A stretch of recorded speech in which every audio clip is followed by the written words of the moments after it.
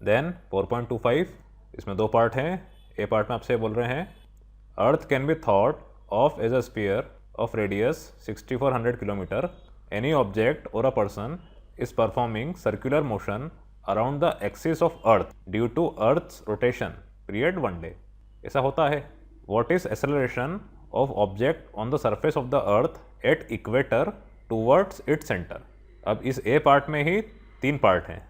ये पहला पार्ट आपका है ये। दूसरा part, what is it at latitude theta. How does this acceleration compare with g is equal to 9.8 metre per second square. और आपको ये हिंट दे रखी है, acceleration is equal to v square by r. ये आपका है सेंट्रीपिटल एक्सेलरेशन। क्योंकि सर्कुलर मोशन है तो सेंटर की टुवर्ड्स जो एक्सेलरेशन एक्ट करेगा वो आपका होता है a c, which is your centripetal acceleration. अब पहले तो अभी समझिए इसमें जो ये हिंट है ये कैसे आई। आप जानते हैं वेलोसिटी सर्कुलर मोशन में ये होती है आर ओमेगा। ओमेगा आपकी एंगुलर वेलोसिटी या एंगुलर फ्रीक्वेंसी दोनों कह सकते हैं आप। आर रेडियस, अब यही वैल्यू को मैंने आप पुट किया तो आपका एसी कितना हो गया, r omega whole square by r. तो ये आपको मिल जाएगा r square omega square by r. तो ये आपका हो रहा है ओमेगा स्क्वायर आर। ठीक, अब ये चीज़ कैसे आएगी।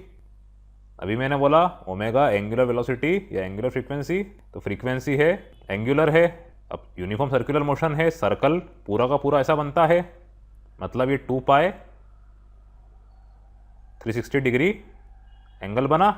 ठीक है, तो यहाँ पे आप इसकी वैल्यू रख दीजिए 2 पाई एफ का whole square into r. Omega is equal to 2 pi f होता है। F for frequency, 2 pi for angle. Question थोड़ा सा एडवांस्ड है क्योंकि एग्जाम्पलर है, तो हो सकता है इसमें आगे से भी क्वेश्चन आए, बाद के चैप्टर्स में से भी क्वेश्चन आए। तो इसीलिए मैं रिकमेंड करूंगा कि आप जो बेसिक फॉर्मूले हैं उनको याद करके आएँ। अब फ्रीक्वेंसी अभी क्या होती है 1/t, T for time period, तो 2 पाई 1/t इस पूरे का स्क्वायर इंटू आर। तो ये आपको फाइनली मिल जाएगा 4 pi square by t square into r. इस तरह से ये हिंट आपको मिली है। आपको ये पूरी चीज़ नहीं करनी है, आप डायरेक्टली भी फॉर्मूला लिख के इसमें वैल्यूज पुट करेंगे तो भी चलेगा, पर ये होता कैसे है ये आपको मालूम होना चाहिए। ले दे के इससे आपका रिवीजन होगा और कुछ भी नहीं है। अब हम बढ़ते हैं क्वेश्चन की तरफ। क्या दे रखा है आपको, radius r, capital r is equals to 6400 kilometre. तो ये आपका हो जाएगा 6400 इंटू 1000 मीटर। ऐसा यूनिट में करना पड़ेगा, ये आप जानते हैं। देन इसके बाद क्या क्या रिक्वायरमेंट है आपकी, आपको आर मिल गया। अब टी की जगह आपको दिया है time is equals to 1 day. Again 1 day को आपको ऐसा यूनिट में करना पड़ेगा सेकंड्स में। तो t for time period is equals to 1 day. 1 day में होते हैं 24 आवर्स इंटू 24, 1 आवर में होते 60 मिनट्स, तो इंटू 60, 1 मिनट में 60 सेकंड्स, तो इंटू 60। तो ये आपका होता है 86400 सेकंड्स। बस आपको आपसी वैल्यू पुट करनी है और आंसर निकालना है। कितना इजी क्वेश्चन था। तो a c is equals to 4 pi square into आपका r 6400 into 1000 divided by t का स्क्वायर मतलब 86400 इस पूरी चीज़ का स्क्वायर। अब इसको आप सॉल्व करेंगे तो आपको मिल जाएगा 0.034 metre per second square. Solve इसको आप खुद ही कर लीजिएगा, ये मैं आप पे छोड़ता हूँ। तो ये आपका एक आंसर।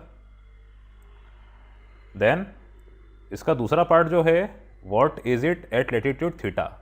ये एक्सेलरेशन की वैल्यू पूछी है थीटा पे, ये आपको आखिरी में कराता हूँ। अभी हम पहले ही कर लेते हैं। How does this acceleration compare with g is equal to 9.8। अब आप देख लीजिए, ये तो बहुत छोटा है। जी आपका होता है 9.8 मीटर पर सेकंड स्क्वायर। अब आप कंपेयर कीजिए, ए सी बाय जी जब आप करेंगे तो आपको मिल जाएगा ये 0.034 upon 9.8।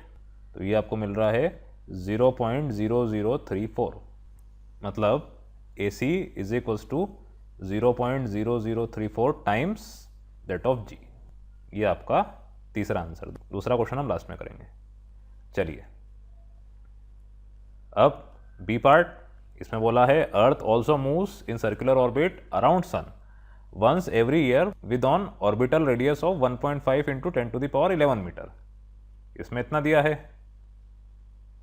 What is the acceleration of Earth or any object on the surface of Earth towards the center of Sun? How does this acceleration compare with g is equals to 9.8 metre per second square. अब इसमें one day की बात करी थी, इसमें बात कर दी है एवरी ईयर, हर साल। तो यहाँ पे जो टी रहेगा वो आपका हो जाएगा 365 डेज। पूरा वैसा ही है, बस यहाँ पे 365 एक्स्ट्रा आ गया है। तो ये आपका ए पार्ट था। देन बी पार्ट, अगेन वही चीज़, a c is equals to 4 pi square r by t square. तो 4 पाई स्क्वायर आर की जगह इस बार दिया है इन्होंने 1.5 into 10 to the power 11 divided by 365 into 86400 इस पूरी चीज़ का स्क्वायर। अब इसको आप सॉल्व करेंगे तो आपको मिल जाएगा 5.97 into 10 to the power -3 metre per second square. ये आपका एक आंसर। उसके बाद इसमें भी इन्होंने बोला था how does this acceleration compare with g, वही चीज़ ए सी बाई जी। तो ये हो जाएगा 5.97 into 10 to the power -3 divided by 9.8। ये तो और छोटा है, 0.0006। This implies a c is equals to 0.0006 times g. ये आपका बी पार्ट का सेकंड आंसर।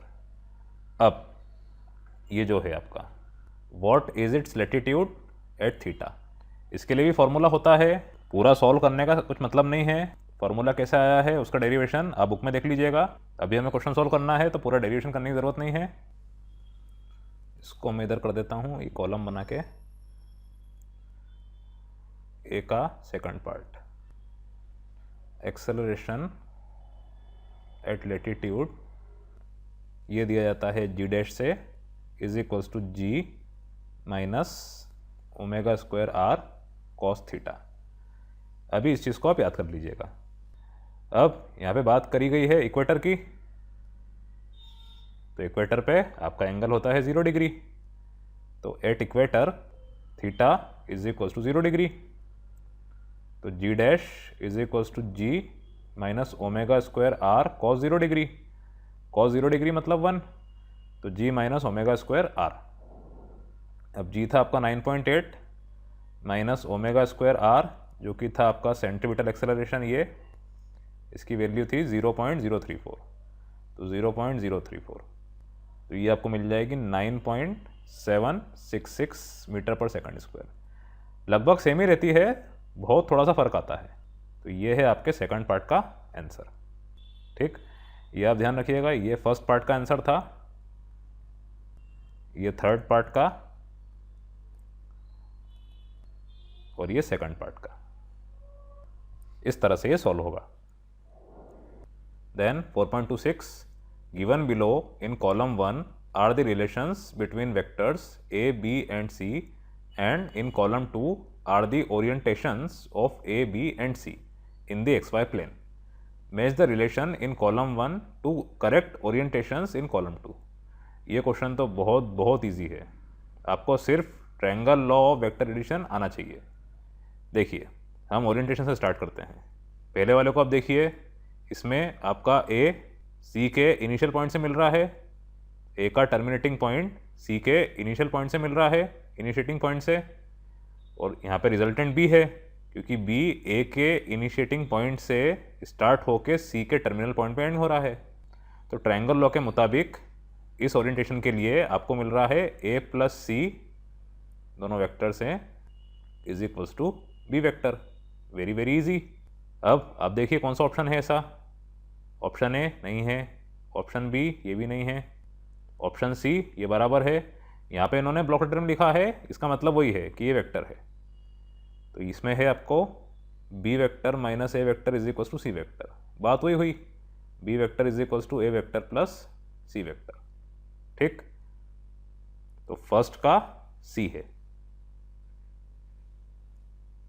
देन आप सेकंड वाला देखिए, इसमें ए वेक्टर और बी वेक्टर, ए का टर्मिनेटिंग पॉइंट बी के इनिशिएटिंग पॉइंट से मिल रहा है, और बी का टर्मिनल पॉइंट सी के इनिशिएटिंग पॉइंट से मिल रहा है।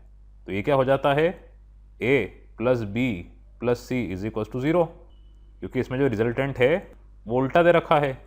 कायदे से सी ऊपर होता तो ए vector plus B vector is equal to C vector होता, लेकिन इसमें ए खत्म हुआ बी पे, बी खत्म हुआ सी पे, सी खत्म हुआ ए पे, तो ए vector plus B vector plus c vector, ऐसा आपको मिल गया।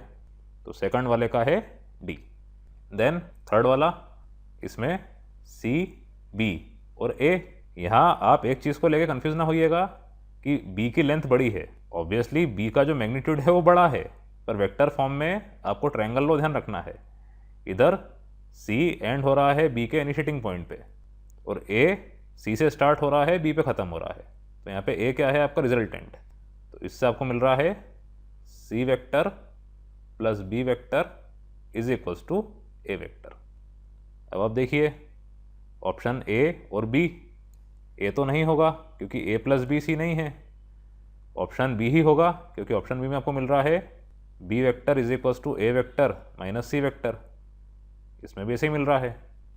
ठीक, तो थर्ड वाले का आपका होगा बी। अब लास्ट ए का फोर्थ यही बचा है, फिर भी हम उसको समझ लेते हैं। ए वेक्टर खत्म हुआ बी पे, सी ए से स्टार्ट हुआ बी पे ख़त्म हुआ, ए के इनिशियल पॉइंट से बी के टर्मिनल पॉइंट पे, तो सी क्या है रिजल्टेंट। तो ए vector plus B vector is equals to C vector, इसीलिए फर्स्ट का ए का फोर्थ वाला। तो यहाँ पे मैं आंसर की लिख देता हूँ और d matches with second. Then 4.27, if mod of a is equals to 2, mod of b is equals to 4, then match the relations in column 1 with the angle theta between a and b। ये a vector और b vector है इन column 2। ये भी अच्छा question है vector theory का concept clear करने के लिए। आप इतना ध्यान रखिए, दो वेक्टर हैं a और b, तो a vector dot b vector, dot product इसका होता है mod of a mod of b cos theta, where theta is the angle between these two vectors. अब ये थ्योरी को हम यहाँ पे अप्लाई करेंगे। आपका ए पार्ट है a dot b is equals to 0, तो given a vector dot b vector is equals to 0, this implies mod of a mod of b cos theta is equals to 0। इसका हमने use किया क्योंकि ये ऐसा होता है।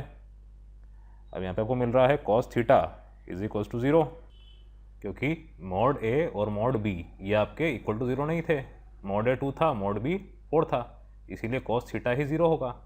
ऐसा हो रहा था 2 into 4 into cos theta is equals to 0, तो cos theta is equals to 0। cos 0 कब होता है 90 डिग्री पे, तो theta is equals to 90 degree, cos inverse 0 मतलब 90 डिग्री, तो ए का हो गया सेकंड। ठीक, देन बी वाला, इसमें आपको दिया है a vector dot b vector is equals to +8। अब इसके आगे लिख देता हूँ मैं mod of A mod of b cos theta, यही फार्मूला वापस से यूज़ किया। अब आपको mod ऑफ ए और mod ऑफ बी दे रखा है, mod of a 2 mod of b 4, तो +8 is equals to 2 into 4 into cos theta, तो 8 is equals to 8 cos theta, this implies 1 is equals to cos theta. अब cos theta 1 कब होता है, when theta is equals to 0 degree, तो this implies theta is equals to 0 degree. तो second का first. Then c part, इसको ही कर देता हूँ मैं ऊपर ही, a dot b is equals to mod of A mod of b cos theta, और ये आपको दिया है 4। वापस आपने वैल्यू पुट करी, यहाँ 2 यहाँ 4 यहाँ cos theta is equals to 4, तो cos theta is equals to 4/8 मतलब 1/2। अब cos थीटा 1/2 काय पे होता है 60 डिग्री पे, तो theta is equals to 60 degree, तो सी का फोर्थ। अब डी का क्या होगा, थर्ड। आप समझ ही गए हैं, इसको भी हम देख लेते हैं। आपका डी पार्ट, ए वेक्टर डॉट बी वेक्टर, ये आपको दिया है -8, और ये -8 होता है equal to mod of A mod of b cos theta, तो -8 इज इक्वल्स टू ए आपका 2 बी आपका 4 इंटू cos थीटा, तो cos theta is equals to -1, अब cos थीटा -1 होता है 180 डिग्री पे, तो theta is equals to 180 degree, इसीलिए डी का थर्ड। इस तरह से ये पूरा क्वेश्चन सॉल्व होगा। Then 4.28, if mod of A is equals to 2 and mod of B is equals to 4, then match the relations in column 1 with the angle between A and B in column 2। अब यहाँ पर आपको dot product की जगह cross product दिया है। तो देखिए, वेक्टर अलजेब्रा में जब आप दो वेक्टर्स के बीच में क्रॉस प्रोडक्ट लेते हैं, वो होता है a vector cross b vector is equals to mod of A mod of b sine theta n cap. क्यों एन कैप? क्योंकि ये वेक्टर होता है। क्रॉस प्रोडक्ट हमेशा आपको एक वेक्टर देता है, डॉट प्रोडक्ट स्केलर देता है, इसीलिए यहाँ पे इन्होंने magnitude of A cross B use किया है। ठीक, अब ये भी क्या होता है आपको समझा देता हूँ मैं। Magnitude of A cross B ये आपका हो जाएगा, तो ये आपका हो रहा है mod ऑफ ए, बात वही हुई, mod ऑफ ए ही होगा, डबल मोड मतलब वही बात है। तो ये mod ऑफ ए, फिर mod of B, mod of sine theta, mod of N cap. अब mod ऑफ एन कैप मतलब 1, यूनिट वेक्टर का हमेशा मैग्नीट्यूड 1 होता है। तो ये सिंपली आपको मिल रहा है mod of A, mod of B, mod of sine theta.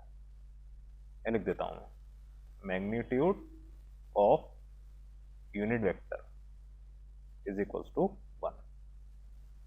अब इसका हम यूज कर लेते हैं। पहला आपको दिया है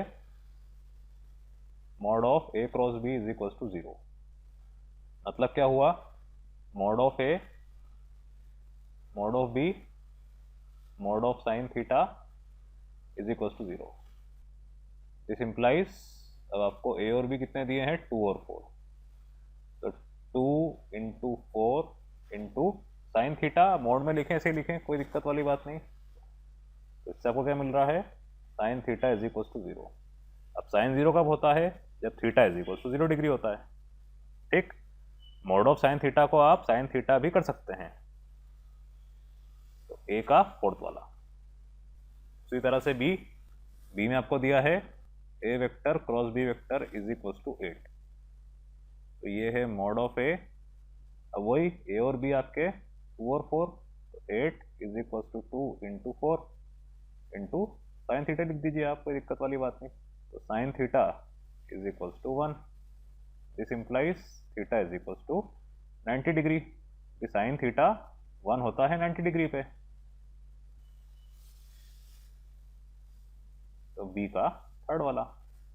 उसके बाद सी, इसको इधर ही कर देता हूं मैं, ये 4 या mod ऑफ ए, तो 4 is equals to 2 into 4 sine theta 4/8, मतलब 1/2। अब साइन थीटा 1/2 कब होता है, जब थीटा 30 डिग्री होता है। तो सी वाले का फर्स्ट। अब डी वाले का क्या होगा, सेकंड।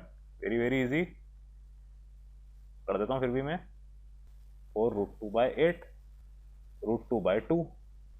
अब √2/2 मतलब क्या है आपका, √2/2 को आप कर सकते हैं √2 इंटू √2, √2 कैंसल, तो 1/√2। तो साइन थीटा 1/√2 कब होता है, जब थीटा 45 डिग्री होता है, इसीलिए डी का सेकंड वाला। इस तरह से ये सॉल्व होगा।